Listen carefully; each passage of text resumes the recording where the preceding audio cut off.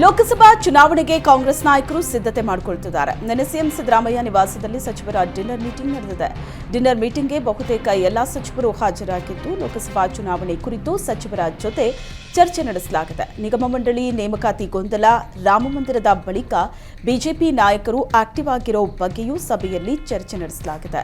ಲೋಕಸಭೆಯಲ್ಲಿ ಬಿಜೆಪಿಯನ್ನ ಕಟ್ಟಿಹಾಕೋದಕ್ಕೆ ರಣತಂತ್ರ ರೂಪಿಸುವ ಬಗ್ಗೆ ಸಮಾಲೋಚನೆ ನಡೆದಿದೆ. ಬಿಜೆಪಿ ರಾಮಮಂದಿರ ವಿಚಾರ ಮುಂದಿಟ್ಟುಕೊಂಡು ಚುನಾವಣೆಗೆ ಹೋದ್ರೆ ನಾವು ಗ್ಯಾರಂಟಿ ಮುಂದಿಟ್ಟುಕೊಂಡು ಕೆಲಸ ಮಾಡೋಣ, ಗ್ಯಾರಂಟಿ ಯೋಜನೆಗಳ ಬಗ್ಗೆ ಜಿಲ್ಲೆಗಳಲ್ಲಿ ಹೆಚ್ಚು ಪ್ರಚಾರ ಮಾಡಿ ಅಂತ ಸಚಿವರಿಗೆ ಸಿಎಂ ಸೂಚನೆ ನೀಡಿದ್ದಾರೆ. ಸಿಎಂ ಮನೆಯಲ್ಲಿ ನಡೆದ ಡಿನ್ನರ್ ಮೀಟಿಂಗ್ನಲ್ಲಿ ಲೋಕಸಭಾ ಚುನಾವಣೆ ವಿಚಾರ ಚರ್ಚೆ ಆಯಿತು ಅಂತ ಸಚಿವ ಈಶ್ವರ್ ಖಂಡ್ರೆ ಹೇಳಿದರು. ಜನಪರ ಆಡಳಿತ ಕೊಡ್ತಾ ಇದ್ದೀವಿ, ಸಂಘಟನೆ ಮಾಡಬೇಕು, ಗ್ಯಾರಂಟಿ ಯೋಜನೆ ಜನರಿಗೆ ತಲುಪ್ತಾ ಇದೆ, ಇದರ ಬಗ್ಗೆ ಹೆಚ್ಚು ಪ್ರಚಾರ ಕೊಡಬೇಕು ಅಂತ ಸಿಎಂ ಸೂಚಿಸಿರುವುದಾಗಿ ಅರಣ್ಯ ಸಚಿವ ಈಶ್ವರ್ ಖಂಡ್ರೆ ಹೇಳಿದ್ದಾರೆ. ಬಿಜೆಪಿಯಂತೆ ನಾವು 28ಕ್ಕೆ 28 ಲೋಕಸಭಾ ಕ್ಷೇತ್ರಗಳನ್ನ ಗೆಲ್ತೀವಿ ಅಂತ ಹೇಳಲ್ಲ, ಆದರೆ ಲೋಕಸಭಾ ಚುನಾವಣೆಯನ್ನ ಗಂಭೀರವಾಗಿ ಪರಿಗಣಿಸುತ್ತೇವೆ ಅಂತ ಸಚಿವ ಚಲುವರಾಯಸ್ವಾಮಿ ಹೇಳಿದ್ದಾರೆ. ಸಿಎಂ ನಿವಾಸದಲ್ಲಿ ನಡೆದ ಡಿನ್ನರ್ ಮೀಟಿಂಗ್ ಬಳಿಕ ಮಾತನಾಡಿದ ಚಲುವರಾಯಸ್ವಾಮಿ, ಲೋಕಸಭಾ ಚುನಾವಣೆಯಲ್ಲಿ ನಮ್ಮ ಸ್ಟ್ರಾಟಜಿ ಬಗ್ಗೆ ಮಾತಾಡೋದಕ್ಕೆ ಕರೆದಿದ್ರು. ಪಕ್ಷ ಹೇಳಿದಂತೆ ಉಸ್ತುವಾರಿ ಸಚಿವರು ಜವಾಬ್ದಾರಿಯನ್ನ ವಹಿಸಿಕೊಳ್ಳಬೇಕು. 20 ಕ್ಷೇತ್ರಗಳಲ್ಲಿ ಗೆಲ್ಲುವ ಗುರಿ ಇದೆ ಎಂದಿದ್ದಾರೆ. ಕರ್ನಾಟಕ ರಾಜ್ಯ ಗಂಗಾ ಮತಸ್ಥರ ಸಂಘದಿಂದ ಬೆಂಗಳೂರಿನ ಪ್ರೆಸ್ ಕ್ಲಬ್ನಲ್ಲಿ ಸುದ್ದಿಗೋಷ್ಠಿ ನಡೆಸಲಾಯಿತು. ಮುಂಬರುವ ಲೋಕಸಭಾ ಚುನಾವಣೆಯಲ್ಲಿ ಕೋಲಿ ಗಂಗಾ ಮತ ಮತ್ತು ಮೊಗವೀರ ಸಮುದಾಯಕ್ಕೆ ಟಿಕೆಟ್ ಕೊಡಬೇಕು. ಉಡುಪಿ ಚಿಕ್ಕಮಗಳೂರು ಲೋಕಸಭಾ ಕ್ಷೇತ್ರಕ್ಕೆ ಆಕಾಂಕ್ಷಿ ಪ್ರಮೋದ್ ಮಧ್ವರಾಜ್ಗೆ ಬಿಜೆಪಿಯಿಂದ ಟಿಕೆಟ್ ಕೊಡಬೇಕು ಅಂತ ಒತ್ತಾಯ ಮಾಡಿದರು. ರಾಜ್ಯದಲ್ಲಿ ಸುಮಾರು 50 ಲಕ್ಷ ಜನರು ಕೋಲಿ ಸಮಾಜದಲ್ಲಿದ್ದಾರೆ. 30 ವರ್ಷಗಳಿಂದ ಕೋಲಿ ಸಮಾಜ ಹೋರಾಟ ಮಾಡ್ತಾ ಇದೆ. ಕೋಲಿ ಸಮಾಜದ ಯಾವ ರಾಜಕಾರಣಿಯೂ ಸಂಸತ್ ಪ್ರವೇಶಿಸಿಲ್ಲ. ಅದಕ್ಕಾಗಿ ಈ ಬಾರಿ ಬಿಜೆಪಿ ಪಕ್ಷದಿಂದ ಅವಕಾಶ ನೀಡುವಂತೆ ಸಮಾಜದ ಮುಖಂಡರು ಒತ್ತಾಯ ಮಾಡಿದರು.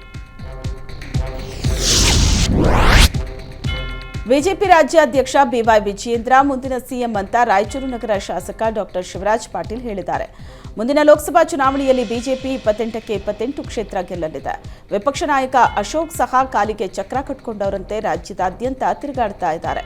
ಅಶೋಕ್ ಈ ರಾಜ್ಯ ಕಂಡ ಅತ್ಯಂತ ಕಿರಿಯ ಮುತ್ಸದ್ದಿ ರಾಜಕಾರಣಿ ಅಂತ ಹಾಡಿ ಹೊಗಳಿದ್ದಾರೆ.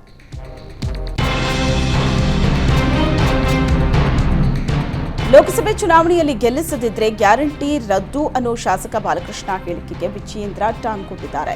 ಇದು ಬಾಲಕೃಷ್ಣ ಒಬ್ಬರ ಹೇಳಿಕೆ ಅಲ್ಲ, ರಾಜ್ಯ ಆರ್ಥಿಕ ಸಂಕಷ್ಟದಲ್ಲಿ ಸಿಕ್ಕಾಕೊಂಡಿದೆ. ಹಣ ಕ್ರೋಢೀಕರಣಕ್ಕೆ ಸಿಎಂ ಸಿದ್ದರಾಮಯ್ಯ ಪರದಾಡ್ತಾ ಇದ್ದಾರೆ.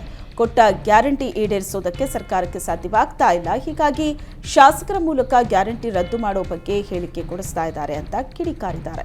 ಇನ್ನು ಕಾಂಗ್ರೆಸ್ನಿಂದ ಹಲವರು ಬಿಜೆಪಿಗೆ ಬರ್ತಾರೆ. ಲೋಕಸಭೆ ಚುನಾವಣೆಯಲ್ಲಿ 28 ಸ್ಥಾನ ಗೆಲ್ಲೋದೇ ನಮ್ಮ ಗುರಿ ಅಂತ ಬಿಜೆಪಿ ರಾಜ್ಯಾಧ್ಯಕ್ಷ ವಿಜಯೇಂದ್ರ ಹೇಳಿದ್ದಾರೆ. ನಮ್ಮ ಜಿಲ್ಲೆಯಲ್ಲಿ ಭ್ರಷ್ಟಾಚಾರ ನಡೀತಾ ಇದೆ ಅಂತ ಸ್ವಪಕ್ಷೀಯರ ವಿರುದ್ಧವೇ ಮಾಜಿ ಸಚಿವ ಬಿ ಶಿವರಾಮ್ ಗಂಭೀರ ಆರೋಪ ಮಾಡಿದ್ದಾರೆ. ನಾವು ಅಧಿಕಾರಕ್ಕೆ ಬರುವಾಗ ಬಿಜೆಪಿ 40% ಕಮಿಷನ್ ಸರ್ಕಾರ ಅಂತ ಆರೋಪಿಸಿದ್ವಿ, ಆದರೆ ಈಗ ನಮ್ಮಲ್ಲೇ ಭ್ರಷ್ಟಾಚಾರ ಹೆಚ್ಚಾಗಿದೆ. ಭ್ರಷ್ಟಾಚಾರಕ್ಕೆ ಕಡಿವಾಣ ಹಾಕಿ ಅಂತ ಹಾಸನ ಉಸ್ತುವಾರಿ ಸಚಿವರ ಸಮ್ಮುಖದಲ್ಲೇ ಸಿಎಂಗೆ ಹೇಳಿದ್ದೆ ಅಂತ ಶಿವರಾಮ್ ಹೇಳಿದ್ದಾರೆ. ಹಾಸನ ಜಿಲ್ಲಾ ಪಂಚಾಯಿತಿಗೆ 13 ಕೋಟಿ ಅನುದಾನ ಬಂದಿದೆ. ಅನುದಾನ ಹಂಚಿಕೆಯಲ್ಲಿ ದೊಡ್ಡ ತಾರತಮ್ಯ ಆಗಿದೆ. ಈ ಅನುದಾನ ಉಸ್ತುವಾರಿ ಸಚಿವರ ವಿವೇಚನಾಧಿಕಾರದ ಕೋಟಾ ಅಂತೆ. ಕೇವಲ 50,000 ಇರೋ ಸಚಿವರ ಸಮುದಾಯಕ್ಕೆ 2.5 ಕೋಟಿ ಅನುದಾನವಂತೆ. ಜಿಲ್ಲೆಯಲ್ಲಿ 4 ಲಕ್ಷಕ್ಕೂ ಅಧಿಕ ಇರೋ ಪರಿಶಿಷ್ಟ ಸಮುದಾಯಕ್ಕೆ ₹1 ಅನುದಾನ ಕೊಟ್ಟಿಲ್ಲ ಅಂತ ಬೇಸರ ವ್ಯಕ್ತಪಡಿಸಿದ್ದಾರೆ. ಸಂಸದ ಡಿಕೆ ಸುರೇಶ್ ಪ್ರತ್ಯೇಕ ರಾಷ್ಟ್ರದ ಮಾತಿಗೆ ಬಿಜೆಪಿ ನಾಯಕರು ಕೆಂಡ ಕಾರಿದ್ದಾರೆ. ಕಾಂಗ್ರೆಸ್ ನಾಯಕರು ಭಾರತ ಮಾತೆಗೆ ಅವಮಾನ ಮಾಡುತ್ತಿದ್ದಾರೆ. ವಂಶವೃಕ್ಷ ತೆಗೆದು ನೋಡಿದ್ರೆ ಇದು ಬ್ರಿಟಿಷ್ ತಳಿ ಇರಬಹುದು ಅನ್ನಿಸ್ತಾ ಇದೆ ಅಂತ ಮಾಜಿ ಸಚಿವ ರೇಣುಕಾಚಾರ್ಯ ಆಕ್ರೋಶವನ್ನ ವ್ಯಕ್ತಪಡಿಸಿದ್ದಾರೆ. ಡಿಕೆ ಸುರೇಶ್ ಹೇಳಿಕೆಯನ್ನ ಒಪ್ಪೋದಕ್ಕೆ ಸಾಧ್ಯವೇ ಇಲ್ಲ. ಕಾಂಗ್ರೆಸ್ನದ್ದು ವಿಕೃತ ಮನಸ್ಥಿತಿ. ಕಾಂಗ್ರೆಸ್ ನಾಯಕರು ಸದಾ ಒಂದಿಲ್ಲೊಂದು ವಿವಾದ ಸೃಷ್ಟಿಸ್ತಿರ್ತಾರೆ. ಇತ್ತೀಚೆಗೆ ಬಾಲಕೃಷ್ಣ ಗ್ಯಾರಂಟಿ ನಿಲ್ಲಿಸೋ ಮಾತಾಡಿದ್ದಾರೆ. ತಾಕತ್ತಿದ್ರೆ ಗ್ಯಾರಂಟಿ ನಿಲ್ಲಿಸಲಿ ನೋಡೋಣ ಅಂತ ಮಾಜಿ ಸಚಿವ ರೇಣುಕಾಚಾರ್ಯ ಗುಡುಗಿದ್ದಾರೆ. ಲೋಕಸಭೆ ಚುನಾವಣೆ ಹತ್ತಿರವಾಗ್ತಾ ಇದ್ದಂತೆ ತುಮಕೂರಿನಲ್ಲಿ ಚುನಾವಣಾ ಪ್ರಚಾರ ಶುರುವಾಗಿದೆ. ಮುದ್ದಹನುಮೇಗೌಡ ಕಾಂಗ್ರೆಸ್ ಸೇರ್ಪಡೆಗೂ ಮೊದಲೇ ಸಚಿವ ರಾಜಣ್ಣ ಪ್ರಚಾರ ಶುರು ಮಾಡಿದ್ದಾರೆ. ಇದೇ ವೇಳೆ ಮಾತನಾಡಿದ ಸಚಿವ ರಾಜಣ್ಣ, ಮುದ್ದಹನುಮೇಗೌಡಗೆ ಅಭ್ಯರ್ಥಿಯಾಗೋ ಅವಕಾಶ ಇದೆ, ಈಗಲೇ ಹೇಳ್ತಾ ಇದ್ದೀನಿ, ಕಾಂಗ್ರೆಸ್ಗೆ ಮತ ನೀಡಿ ಅಂತ ಮನವಿ ಮಾಡಿದ್ದಾರೆ. ಮುದ್ದಹನುಮೇಗೌಡ ಸ್ಪರ್ಧೆ ಬಗ್ಗೆ ಹೈಕಮಾಂಡ್ ನಿರ್ಧಾರ ಮಾಡುತ್ತೆ. ಮುದ್ದಹನುಮೇಗೌಡ ಅಭ್ಯರ್ಥಿಯಾದರೆ ಅವರಿಗೆ ಮತ ನೀಡುವಂತೆ ಮನವಿ ಮಾಡಿದ್ದಾರೆ. ಸಿದ್ದರಾಮಯ್ಯ ಜಾತಿಗಳ ಮಧ್ಯೆ ವಿಷ ಬೀಜ ಬಿತ್ತು ಕೆಲಸ ಮಾಡ್ತಾ ಇದ್ದಾರೆ ಅಂತ ಮಾಜಿ ಸಚಿವ ಸಿಟಿ ರವಿ ಕಿಡಿಕಾರಿದ್ದಾರೆ. ಪಾಕಿಸ್ತಾನದಲ್ಲೂ ಮೋದಿಯಂತ ನಾಯಕ ಬೇಕು ಅಂತಿದ್ದಾರೆ. ಇದು ಗಾಂಧಿ ಯುಗ ಅಲ್ಲ, ಮೋದಿ ಯುಗ. ದಾಳಿ ಮಾಡೋದಕ್ಕೆ ಬಂದ್ರೆ ಸರ್ಜಿಕಲ್ ಸ್ಟ್ರೈಕ್ ಮಾಡ್ತೀವಿ, ಒಂದು ಕೆನ್ನೆಗೆ ಹೊಡೆದ್ರೆ ಮತ್ತೊಂದು ಕೆನ್ನೆ ತೋರಿಸೋ ಕಾಲ ಹೋಯ್ತು ಎಂದಿದ್ದಾರೆ. ಹಾಲಿನಿಂದ ಆಲ್ಕೋಹಾಲಿನವರೆಗೂ ಎಲ್ಲದರ ಬೆಲೆ ಹೆಚ್ಚಳ ಮಾಡಿದ್ದಾರೆ. ಹೆಂಡತಿಗೆ 2,000 ನೀಡಿದ್ರು, ಆದರೆ ಕ್ವಾರ್ಟರ್ ಬೆಲೆ ಜಾಸ್ತಿ ಮಾಡಿ ಗಂಡನ ಜೇಬಿಗೆ ಕತ್ತರಿ ಹಾಕಿದ್ದಾರೆ. ಮನೆಹಾಳ ಕಾಂಗ್ರೆಸ್ ಹೆಂಡತಿಗೆ ಹಣ ನೀಡಿ ಗಂಡನ ಬಳಿ ಕಸಿದುಕೊಳ್ತಾ ಇದೆ.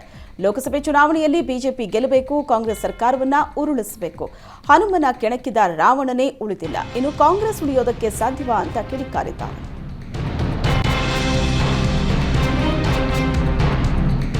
ಮಂಡ್ಯ ಜಿಲ್ಲೆಯ ಕೆರಗೋಡು ಗ್ರಾಮದಲ್ಲಿ ಹನುಮಧ್ವಜ ತೆರವು ಪ್ರಕರಣದ ಕಿಡಿ ಇದೀಗ ಕೋಲಾರದಲ್ಲಿ ಹೊತ್ತುಕೊಂಡಿದೆ.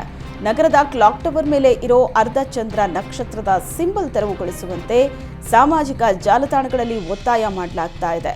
ಹೀಗಾಗಿ ಕೋಲಾರದಲ್ಲೂ ವಿವಾದಿತ ಸ್ಥಳದಲ್ಲಿ ಒಂದು ಧರ್ಮದ ಚಿಹ್ನೆ ತೆರವಿಗೆ ಒತ್ತಾಯ ಶುರುವಾಗಿದೆ. ಮಂಡ್ಯ ಆಯಿತು ಕೋಲಾರದಲ್ಲಿ ಅಂತ ಎಂದು ತೆರವು ಮಾಡುವುದು ಕಾನೂನು ಎಲ್ರಿಗೂ ಒಂದೇ ಇರಬೇಕು ಅಂತ ಕ್ಲಾಕ್ ಟವರ್ ಪೋಸ್ಟ್ ಅನ್ನ ಮಾಡಲಾಗಿದೆ. ಕೋಲಾರ ನಗರದ ವಿವಾದಿತ ಕ್ಲಾಕ್ ಟವರ್ನಲ್ಲಿ ಮುಸ್ಲಿಂ ಧರ್ಮದ ಚಿಹ್ನೆ ಹಾಕಿರುವ ಹಿನ್ನೆಲೆ ಕಾನೂನು ಎಲ್ರಿಗೂ ಒಂದೇ, ಇದು ಸಾರ್ವಜನಿಕ ಆಸ್ತಿ, ಯಾರಪ್ಪನದು ಅಲ್ಲ ಅಂತ ಪ್ರಶ್ನೆ ಮಾಡಲಾಗಿದೆ. ಆ ಮೂಲಕ ಮಂಡ್ಯ ಬಳಿಕ ಕೋಲಾರದಲ್ಲೂ ಧರ್ಮದಂಗಲ್ ಶುರುವಾಗಿದೆ. ರಾಮನಗರದಲ್ಲಿ ರಾಮ ಮಂದಿರ ನಿರ್ಮಾಣ ಮಾಡ್ತೀವಿ ಅನ್ನೋ ಕಾಂಗ್ರೆಸ್ ನಾಯಕರ ಹೇಳಿಕೆಗೆ ಎಚ್ಡಿಕೆ ಲೇವಡಿ ಮಾಡಿದ್ದಾರೆ. 20 ಎಕರೆಯಲ್ಲ 100 ಎಕರೆಯಲ್ಲಿ ಬೇಕಾದರೂ ರಾಮ ಮಂದಿರ ಕಟ್ಟಿ ಅಂತ ವ್ಯಂಗ್ಯವಾಡಿದ್ದಾರೆ. ಚುನಾವಣೆವರೆಗೂ ಇದನ್ನ ಹೇಳ್ತಾರೆ ಅಷ್ಟೇ. ಆರೋಬಿಲೆಯಲ್ಲಿ ಯೇಸುವಿನ ಪ್ರತಿಮೆ ನಿರ್ಮಾಣಕ್ಕೆ ಮುಂದಾಗಿದ್ದಾರೆ. ಅಲ್ಲಿ ಚರ್ಚ್ ಕಟ್ಟಿಸಿದ್ದು ಯೇಸು ಮೇಲಿನ ಭಕ್ತಿಗಲ್ಲ, ಚರ್ಚ್ ಹೆಸರಿನಲ್ಲಿ ಮಾಡಿರೋ ಅಕ್ರಮವನ್ನೆಲ್ಲ ಅಲ್ಲಿ ಬಚ್ಚಿಟ್ಕೊಳ್ಳುವುದಕ್ಕೆ ಅಂತ ಡಿಕೆ ಬ್ರದರ್ಸ್ ವಿರುದ್ಧ ಕಿಡಿಕಾರಿದ್ದಾರೆ. ಐಸಿಸ್ ಉಗ್ರ ಅಬುಬಕರ್ ಬಾಗ್ದಾದಿಗೆ 10 ವರ್ಷ ಜೈಲು ಶಿಕ್ಷೆ ವಿಧಿಸಿ ಎನ್ಐಎ ವಿಶೇಷ ನ್ಯಾಯಾಲಯ ಆದೇಶವನ್ನ ಹೊರಡಿಸಿದೆ. ಸಮಿ ವಿಟ್ನೆಸ್ ಹೆಸರಲ್ಲಿ ಟ್ವಿಟರ್ ಖಾತೆ ಹೊಂದಿದ್ದ ಬಾಗ್ದಾದಿ ಯುವಕರನ್ನ ಐಸಿಸ್ ಉಗ್ರ ಸಂಘಟನೆಗೆ ಸೆಳೀತಾ ಇದ್ದ. ಖಚಿತ ಮಾಹಿತಿ ಮೇರೆಗೆ 2016ರಲ್ಲಿ ಎನ್ಐಎ ಅಧಿಕಾರಿಗಳು ಬಾಗ್ದಾದಿಯನ್ನ ಬಂಧಿಸಿದ್ರು. ವಿಚಾರಣೆ ನಡೆಸಿದ ನ್ಯಾಯಾಲಯ ಬಾಗ್ದಾದಿಗೆ 10 ವರ್ಷ ಜೈಲು ಹಾಗೂ 2,15,000 ರೂಪಾಯಿ ದಂಡ ವಿಧಿಸಿದೆ. ಬಿಲ್ಡರ್ಗಳ ಬಳಿ ವಸೂಲಿ ಮಾಡ್ತಾ ಇದ್ದ ನಕಲಿ ಆರ್ಟಿಐ ಕಾರ್ಯಕರ್ತನ ಬಂಧನ ಆಗಿದೆ. ಜೈ ಹಿಂದ್ ಸಂಘಟನೆ ಮುಖ್ಯಸ್ಥ ಅಂತ ಹೇಳಿಕೊಳ್ತಾ ಇದ್ದ ರಾಘವ್ ಗೌಡ ಎಂಬಾತ ಅನೇಕ ಬಿಲ್ಡರ್ಗಳಿಗೆ ಬೆದರಿಕೆ ಹಾಕಿ ಹಣ ವಸೂಲಿ ಮಾಡಿದ್ದ ಆರೋಪ ಕೇಳಿಬಂದಿತ್ತು. ಬಿಲ್ಡಿಂಗ್ ಸರಿ ಇಲ್ಲ, ರೂಲ್ಸ್ ಪ್ರಕಾರ ಕಟ್ಟಿಲ್ಲ, ಇದನ್ನೆಲ್ಲ ಬಹಿರಂಗ ಮಾಡ್ತೀವಿ ಅಂತ ಬೆದರಿಸಿ ಹಣಕ್ಕೆ ಬೇಡಿಕೆ ಇಟ್ಟಿದ್ದ ಆರೋಪ ಕೇಳಿಬಂದಿತ್ತು. ಈ ಹಿನ್ನೆಲೆ ಮಾಗಡಿ ರೋಡ್ ಪೊಲೀಸರು ಕಾರ್ಯಾಚರಣೆ ನಡೆಸಿದ್ದು ಆರೋಪಿ ರಾಘವ್ ಗೌಡ ಹಾಗೂ ಕೆಲ ರೌಡಿ ಶೀಟರ್ಗಳನ್ನು ಬಂಧಿಸಿದ್ದಾರೆ. ಫಾಸ್ಟ್ಯಾಗ್ ಬಳಕೆದಾರರಿಗೆ ರಾಷ್ಟ್ರೀಯ ಹೆದ್ದಾರಿ ಪ್ರಾಧಿಕಾರ ಗುಡ್ ನ್ಯೂಸ್ ನೀಡಿದೆ. ಈ ಹಿಂದೆ ಫಾಸ್ಟ್ಯಾಗ್ಗೆ ಕೆವೈಸಿ ಅಪ್ಲೈ ಮಾಡೋದಕ್ಕೆ ಜನವರಿ 31ರವರೆಗೆ ಅವಕಾಶ ನೀಡಿತ್ತು. ಜನವರಿ 31ರ ಒಳಗೆ ಕೆವೈಸಿ ಅಪ್ಲೈ ಮಾಡದಿದ್ದರೆ ಅಂತಹ ಫಾಸ್ಟ್ಯಾಗ್ಗಳನ್ನು ನಿಷ್ಕ್ರಿಯಗೊಳಿಸುವುದಾಗಿ ತಿಳಿಸಿತ್ತು. ಆದರೆ ಈಗ ಮತ್ತೆ 1 ತಿಂಗಳು ಕೆವೈಸಿ ಅವಧಿ ವಿಸ್ತರಣೆ ಮಾಡಿದ್ದು ಫೆಬ್ರವರಿ 29ರವರೆಗೆ ಫಾಸ್ಟ್ಯಾಗ್ ಕೆವೈಸಿ ಅಪ್ಲೈ ಮಾಡೋದಕ್ಕೆ ಅವಕಾಶ ನೀಡಿದೆ.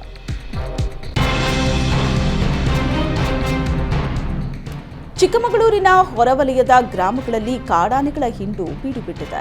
ಮರಿ ಆನೆಗಳೇ ಹೆಚ್ಚಿರೋ ಬೀಟಮ್ಮ ಗ್ಯಾಂಗ್ ಎಂಟ್ರಿಯಿಂದ ಗ್ರಾಮಸ್ಥರು ಕಂಗಾಲಾಗಿದ್ದಾರೆ.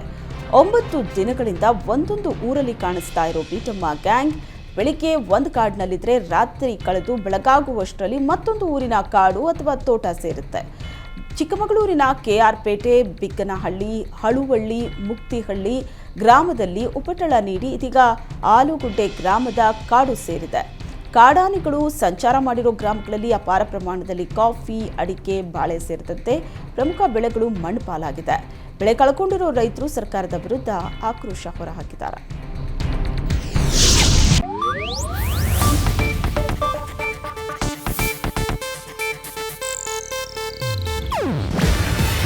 ಇದು ಏಷ್ಯಾನೆಟ್ ನ್ಯೂಸ್ ನೆಟ್ವರ್ಕ್ ಪ್ರಸ್ತುತಿ.